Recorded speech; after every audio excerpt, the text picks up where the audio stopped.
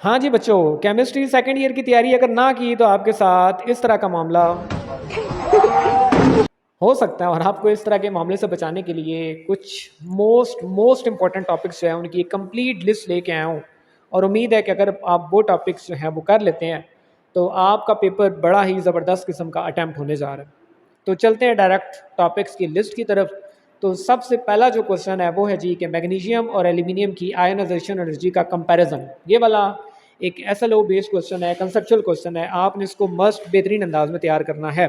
Next जो question है जी वो है इलेक्ट्रिकल कंडक्टिविटी। और ये वाला टॉपिक भी आपने तैयार करना है किस तरीके से कि आपके पास दो एलिमेंट्स हैं, दोनों एलिमेंट्स का इलेक्ट्रिकल कंडक्टिविटी का कंपैरिजन आ सकता है, इसलिए आपने ग्रुप और पीरियड के अंदर इसका ट्रेंड देख लेना है। देन बड़ा ही इंपॉर्टेंट सवाल, कैटाइन और एनाइन की थर्मल स्टेबिलिटी।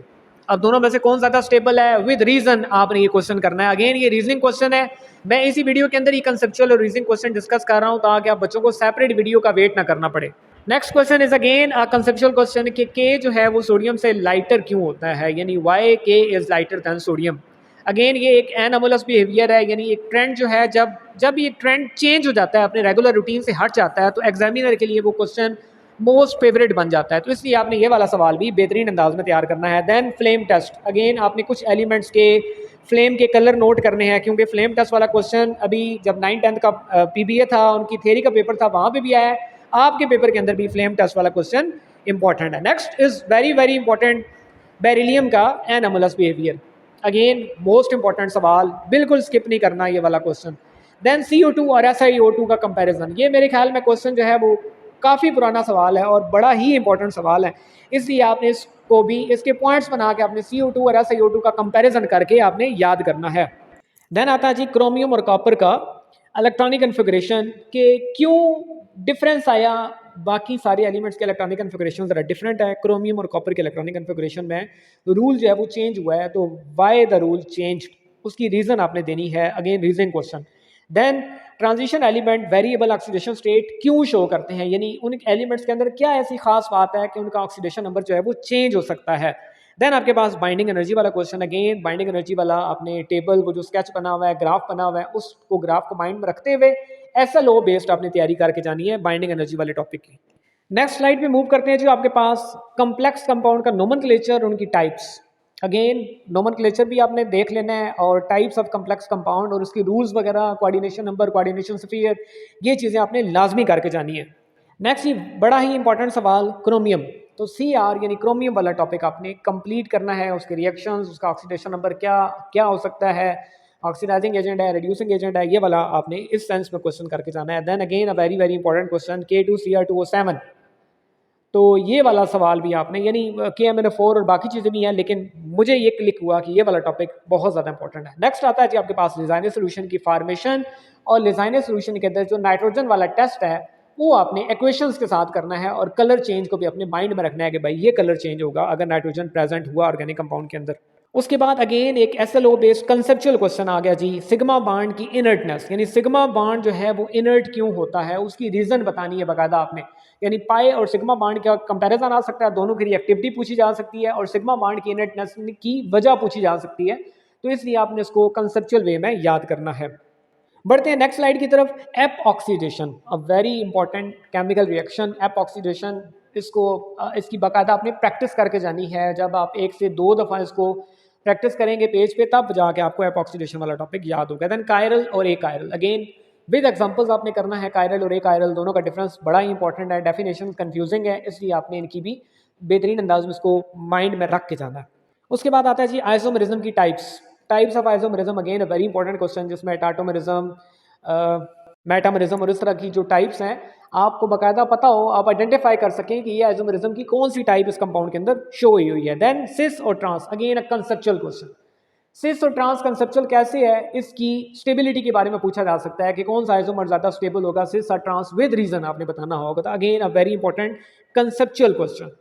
उसके बाद जी मार्कोनी कब्ज रूल, मार्कोनी कब्ज रूल एक ऐसा सवाल है जो कि पेपर के अंदर अक्सर MCQs के अंदर कि ये वाला प्रोडक्ट जो है ये बनेगा या ये वाला प्रोडक्ट बनेगा, उसके अंदर मार्कोनी कब्ज रूल आपने लगाना होगा, तो इसलिए आपने मार्कोनी कब्ज रूल की भी प्रैक्टिस करके जानी है। नेक्स्ट स्लाइड पे हम मूव करते हैं जी, तो बेंजीन की स्टेबिलिटी, रेजोनेंस स्ट्रक्चर्स आपको बनाने आने चाहिए, और बेंजीन स्टेबल क्यों है उसकी रीज़न पूछी जा सकती है एग्जाम के अंदर के दूसरा एक कंपाउंड है साइक्लोबेंजीन है, वो और बेंजीन का कंपैरिजन, तो दोनों में स्टेबिलिटी किसकी ज़्यादा है, विद रीज़न आपने बताना होगा। Electrophilic substitution reaction of benzene, बहुत ज़्यादा इंपॉर्टेंट सवाल, इसके केमिकल रिएक्शंस बहुत ज़्यादा इंपॉर्टेंट हैं और इसी के अंदर ही आगे फ्रेडल-क्राफ्ट रिएक्शन आ जाएगा। तो ये ऐसे सवाल हैं कि जो कि पेपर के अंदर मस्ट आने हैं। बाहर बारिश हो रही है, उसकी आवाज़ आपको पीछे बैक एंड पे आ रही होगी, लेकिन ये वाले जो सवाल आपको बता रहा हूँ कि फ्रेडल-क्राफ्ट और इलेक्ट्रोफिलिक सब्स्टिट्यूशन रिएक्शन बेंजीन के बहुत बहुत ज़्यादा इंपॉर्टेंट है, समझे कि पेपर में आए हुए हैं।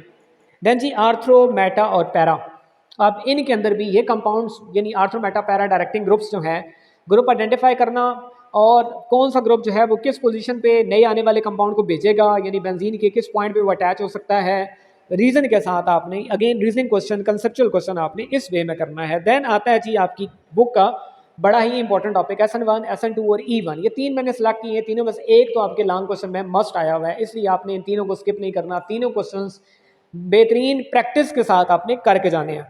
अगली स्लाइड की तरफ बच्चों बढ़ते हैं, तो आयोडो फार्म टेस्ट यानी haloform iodoform test बहुत ज़्यादा इंपॉर्टेंट, कई जो है पेपर्स के अंदर कई दफ़ा रिपीट हो चुका है, इसलिए आपके पेपर्स के लिए भी बहुत ज़्यादा इंपॉर्टेंट है। नेक्स्ट अगेन आ जाते हैं जी वो दो टॉपिक्स के जो कि बुक के मोस्ट इंपॉर्टेंट टॉपिक समझे जाते हैं, एल्डोल और कैनिजारोस।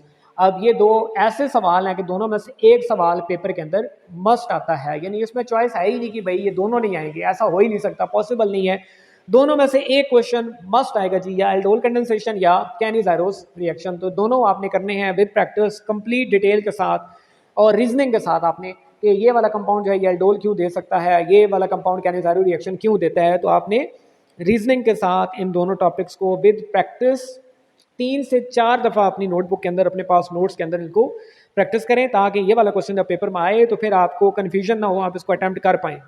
नेक्स्ट हम मूव करेंगे जी एल्डिहाइड और कीटोन की रिएक्टिविटी। अगेन कंसेप्चुअल क्वेश्चन के दोनों में से ज़्यादा रिएक्टिव कौन है, एल्डिहाइड या कीटोन, विद रीजन, रीजन के साथ आपने इस क्वेश्चन को करना है कि एल्डिहाइड ज़्यादा रिएक्टिव है या कीटोन ज़्यादा रिएक्टिव है, और अल्काइल ग्रुप जो है वो क्या रोल प्ले करता है रिएक्टिविटी में।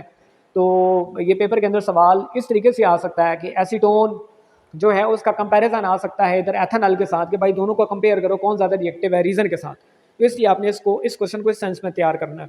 Next come the acid catalysed esterification. Esterification भी बड़ा ही इंपॉर्टेंट सवाल है, और एसिड कैटेलाइज्ड एस्टेरिफिकेशन आपने याद करना है कि रिएक्शन जो है इसका पूरा मैकेनिज्म कंप्लीट डिटेल के साथ आपने ये क्वेश्चन जो है तैयार करना है। देन दो बड़े ही इंपॉर्टेंट सवाल आगे आ रहे हैं जी, प्रोटीन और एंजाइम्स। इनमें से भी एक सवाल जो है वो आपके पेपर में मस्ट आएगा, या प्रोटीन के बारे में पूछा जाएगा या एंजाइम के बारे में पूछा जाएगा। एंजाइम इनहिबिशन, एंजाइम वाला पूरा टॉपिक, यानी फैक्टर्स जो एंजाइम की एक्टिविटी को अफेक्ट करते हैं, ये बायो वाला टॉपिक है, लेकिन केमिस्ट्री के अंदर यानी बायोकेमिस्ट्री के अंदर ये टॉपिक गिवन है। नेक्स्ट मोस्ट इंपॉर्टेंट टॉपिक है जी न्यूक्लिक एसिड। अब न्यूक्लिक एसिड के अंदर डीएनए और आरएनए ये दोनों चीज़ें आती हैं, और डीएनए आरएनए का डिफरेंस भी आ सकता है, डीएनए के स्ट्रक्चर के ऊपर नोट लिखना आ सकता है। तो न्यूक्लिक एसिड वाला टॉपिक भी आपका एक तरह से मोस्ट इंपॉर्टेंट टॉपिक वाली लिस्ट के अंदर ये टॉपिक भी शामिल है। नेक्स्ट स्लाइड की तरफ पढ़ते हैं जी, तो आपके पास डाइज वाला टॉपिक बहुत ज़्यादा इंपॉर्टेंट, उसमें मॉडर्न डाइज हैं और एजो डाइज। ये दो डाइज जो है ना ये मुझे बहुत ज़्यादा इंपॉर्टेंट लगी हैं, इसलिए मैंने इनको मोस्ट इंपॉर्टेंट टॉपिक की लिस्ट में शामिल किया। Then lipstick. अब लिपस्टिक वाला टॉपिक लास्ट टाइम भी लॉन्ग क्वेश्चन के अंदर आ गया था, तो इस दफ़ा भी लिपस्टिक वाला टॉपिक जो है वो आप समझ लेंगे मोस्ट इंपॉर्टेंट टॉपिक वाली लिस्ट में इंक्लूडेड है। नेक्स्ट टॉपिक आपके पास आता है जी एडहेसिव्स। एडहेसिव्स वाला भी बड़ा ही इंपॉर्टेंट टॉपिक है, इसकी टाइप्स, ठीक है, और एडहेसिव के ऊपर नोट शार्ट क्वेश्चन वगैरह के अंदर एडहेसिव वाला टॉपिक एक्सपेक्टेड है। Then global warming. Global warming एक ऐसा टॉपिक है जो कि जिसके काजेज इफेक्ट्स दोनों चीज़ों में से कोई एक चीज़ है वो पेपर के अंदर आ सकती है, और वैसे भी जनरली इस तरह का एक टॉपिक बुक वाले एग्जामिनर जो हैं वो दे देते हैं एग्जाम के अंदर, जो ईजी टॉपिक हो और सारे बच्चे उसको अटैम्प्ट कर सकें। बढ़ते हैं जी अपनी आखिरी स्लाइड की तरफ। तो ये 3 टॉपिक आपके लिए मैंने मेंशन किए हैं, जिसमें सबसे पहले आता है जी IR NMR। ये दो मोस्ट इंपॉर्टेंट टॉपिक्स हैं, आपने इन टॉपिक्स को मस्ट करना है, इस चैप्टर को बिल्कुल भी आपने लाइट नहीं लेना। मुझे याद पड़ता है कि लास्ट टाइम इस चैप्टर के अंदर से एक लॉन्ग क्वेश्चन आया था, इसलिए आपने इन दोनों टॉपिक्स को बेहतरीन अंदाज में करना है। देन हमारा लास्ट टॉपिक आता है जी application of atomic absorption spectrum. ये भी बड़ा ही ज़्यादा इंपॉर्टेंट टॉपिक है, इसलिए आपने इस टॉपिक को भी मस्ट करना है, प्रैक्टिस के साथ करना है। जितने भी टॉपिक्स बताए हैं इनकी लिस्ट बना लें और इन टॉपिक की अभी से प्रैक्टिस शुरू कर दें। चैनल को लाइक, शेयर और सब्सक्राइब लाजमी करें।